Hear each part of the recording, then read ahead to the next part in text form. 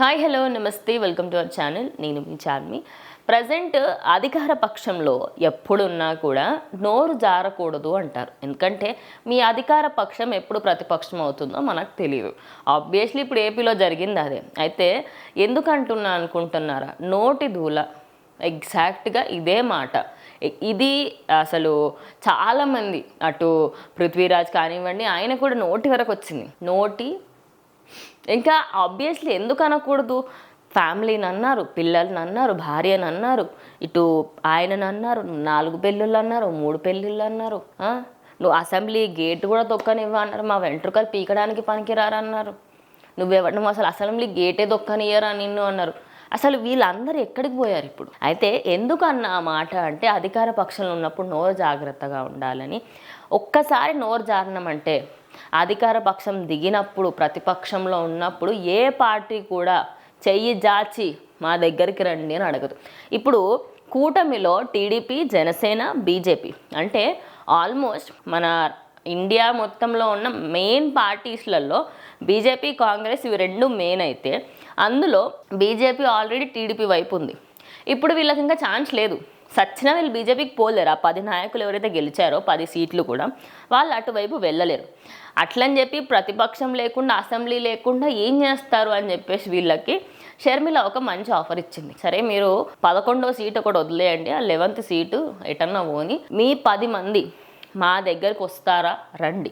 Congress party 2029లో మేము అధికారం చేపట్టబోతున్నాము, మీకోసం అని చెప్పేసి నేను ఈ ఆఫర్ మీకు ఇస్తున్నాను వైఎస్ఆర్సీపీ గెలిచిన నేతలకి అని చెప్పేసి అయితే షర్మిల చెప్పడం జరిగింది. అయితే ఈ మాట విన్నప్పటి నుంచి అంటే ముందు కూడా ఎవరెవరైతే అధికారంలో ఉన్నప్పుడు ఎవరెవరైతే ఇష్టం వచ్చినట్టు మాట్లాడారో వాళ్ళైనా సరే నెక్స్ట్ ఎలక్షన్స్లలో పోటీ చేసే అర్హత కూడా కోల్పోయారు. అయితే ఇప్పుడు వైఎస్ షర్మిల పార్టీ ఏదైతే ఉందో ఇప్పుడు కాంగ్రెస్ పార్టీలో ఆమె ఉంటున్నారు. అయితే ఇప్పుడు తన పార్టీలోకి 10లో 5 పోయినా ఇంకా వైఎస్ఆర్సీపీ పార్టీ అనేది ఉండదు. నేను గ్యారంటీ ఇవ్వచ్చు ఆ మాట మీద. ఎందుకంటే వచ్చిన 11 సీట్లలో 5 అటు వెళ్ళిపోతే 6 సీట్లు ఉంటాయి.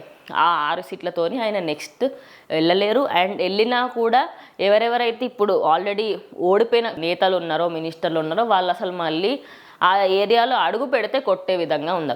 అయితే షర్మిల ఆఫర్ని తీసుకోవడానికి కూడా ఆలోచిస్తున్నారు వైఎస్ఆర్సీపీ వాళ్ళు అని చెప్పేసి అయితే మాటలు వినిపిస్తున్నాయి.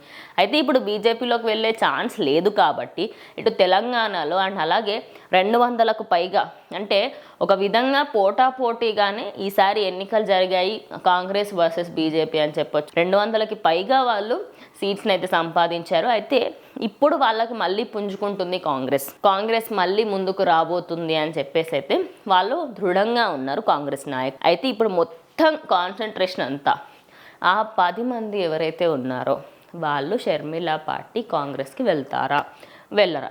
ఇది బిగ్గెస్ట్ డౌట్. వెళ్తే మాత్రం వైఎస్ఆర్సీపీ పార్టీ నెక్స్ట్ టైం ఇంకా ఎన్నికలలో 0 సీట్స్తోనే వచ్చే అవకాశం ఉంటుంది. 0 to 1 వచ్చే ఛాన్సెస్ ఉంటాయి. మరి ఇంత అయ్యే ఛాన్సెస్ ఉంటాయా అంటే ఉండొచ్చు, ఉండకపోవచ్చు. మొత్తంగా చూసుకుంటే దీని గురించి మాట్లాడిన తర్వాత రాజధాని గురించి కూడా మాట్లాడింది. అంటే ఒకప్పుడు స్పెషల్ స్టేటస్ ఇవ్వడానికి, అలాగే క్యాపిటల్కి సంబంధించి మాట్లాడడానికి కూడా విసుక్కున్న బీజేపీ ఇప్పుడు ఎందుకు ఇస్తానంటుంది, దానికి మాకు సమాధానం కావాలి అంటూ తను ప్రతిపక్ష హోదాలో కూర్చుని మాట్లాడినట్టుగా తను క్వశ్చన్ చేయడం అయితే జరిగింది. అయితే ఇప్పుడు తన క్వశ్చన్కి చంద్రబాబు నాయుడు సమాధానం చెప్పాలి అంటూ తనైతే ప్రశ్న చేయడం జరిగింది. సో మరి ఆయన ఎలాంటి రిప్లై ఇస్తాడు, దీనికి ఏంటి అనేది ముందు చూస్తే అర్థమైపోతుంది. సో దీనిపైన మీరేమనుకుంటున్నారు? ఎవరైతే 10 మంది ఉన్నారో జగన్మోహన్ రెడ్డిని పక్కకు పెడితే మిగతా 10 మంది ఎవరైతే ఉన్నారో వాళ్ళందరూ కాంగ్రెస్లో జాయిన్ అవుతారని అనుకుంటున్న వాళ్ళు కింద ఖచ్చితంగా కమెంట్ బాక్స్లో చెప్పండి ఎస్ ఆర్ నో అనేది. సో ఇది వాళ్ళ వీడియో. ఇంకో వీడియోతో మళ్ళీ కలుస్తాం.